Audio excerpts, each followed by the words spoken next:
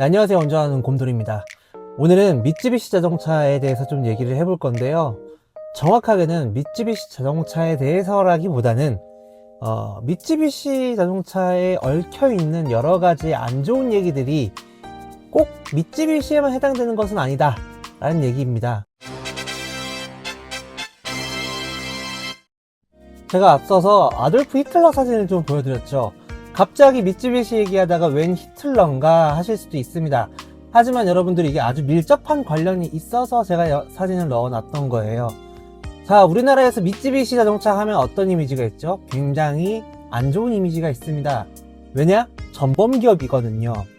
자, 그 부분에 대해서 부정하는 거 아닙니다. 그리고 보이콧을 하는 것에 대해도 다 자유예요.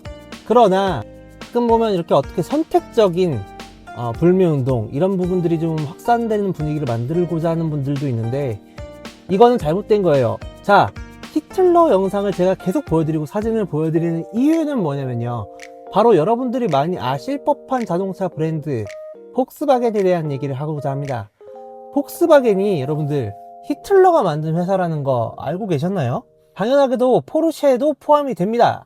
자, 히틀러가 세계제 2차 대전 당시에 국민들이 편하고 저렴하게 탈 수 있는 차, 즉 국민차를 만들어라. 그러니까 우리나라로 치면 현대자동차가 뭐 아반떼 같은 거를 만드는 개념인 거죠. 그래서 그런 자동차를 만들어라 라고 명령을 한 거예요. 그렇게 해서 탄생된 차가 바로 폭스바겐의 KDF 와겐입니다. 지금의 비틀의 전신이 된 자동차죠. 자, 그런데 이런 얘기를 하시는 분이 그럼 있을 수도 있어요. 미쯔비시 자동차의 전신인 미쯔비시 중공업은 세계대전 당시에 군수물품을 만들어서 납품하던 회사 아니냐, 폭스바겐은 자동차만 만든 거 아니냐, 뭐 이렇게 생각하시는 분들이 있으실 수도 있어서 말씀드리자면, 폭스바겐도 강제로 수감자들을 시켜서 군수물품을 만들어서 제조해서 납품했던 회사입니다. 그래서 당연하게도 포르쉐도 히틀러가 만들어낸 작품이라고 보시면 되겠습니다. 자, 그럼 불매운동을 외치시는 분들이 주장하는 바대로라면 전범기업과 관련되어 있는 회사들은 전부 불매운동을 해야 된다. 자, 그럼 현대자동차도 빠질 수가 없어요. 왜?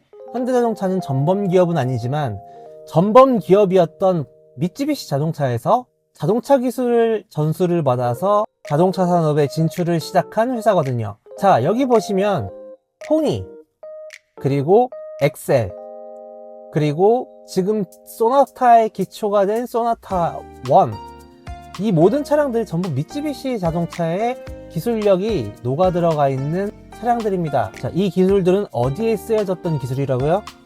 세계대전 때 일본의 군수물품으로 쓰이던 기술들이라는 얘기예요. 자, 그러면 현대자동차도 우리가 전범기업으로 보고 불매운동을 해야 되는가? 그렇지 않잖아요. 현대자동차는 미쯔비시에서 질 좋은 자동차 엔진 그리고 그 기술들을 사와서 자동차 산업에 진출하는 데 발돋움을 하는 계기로 썼단 말이죠. 그래서 이런 식으로 치게 되면요, 여러분들 너무나 전범 기업들이 많아요. BMW, 메르세데스, 토요타, 렉서스까지 전부 다 전범 기업이라고 안 볼 수가 없는 거예요. 자, 그럼 이 차들 여러분들 안 사시느냐? 그거 아니잖아요. 자, 그래서 제가 오늘 말씀드리고 싶은 거는, 전범기업이라고 불매운동을 하는 것은 오케이, 이해합니다. 그리고 그분들의 개인적인 의견이니 충분히 존중하고요. 그러나 굉장히 아이러니한 건, 사실 전범으로 따지고 보면 전범 기여도는 폭스바겐 그룹이 미쯔비시 그룹보다 역할을 더 크게 했음에도 불구하고 많은 분들이 미쯔비시는 전범기업이니 불매해야 된다고 하면서 폭스바겐은 전범기업에 대한 이미지를 아예 모르고 있는 분들도 많아요. 미쯔비시 기업에 대해서만 우리가 전범기업이라고 인식을 하고 있는 데는 아마 우리나라와 일본과의 역사 간의 문제가 안 들어갈 수는 없을 거예요.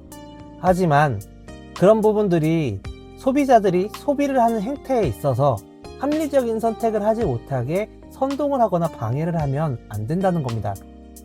미쯔비시 자동차나 폭스바겐 그룹 어디가 더 전범에 큰 기여를 했다, 뭐 이런 얘기를 하고자 하는 게 아닙니다.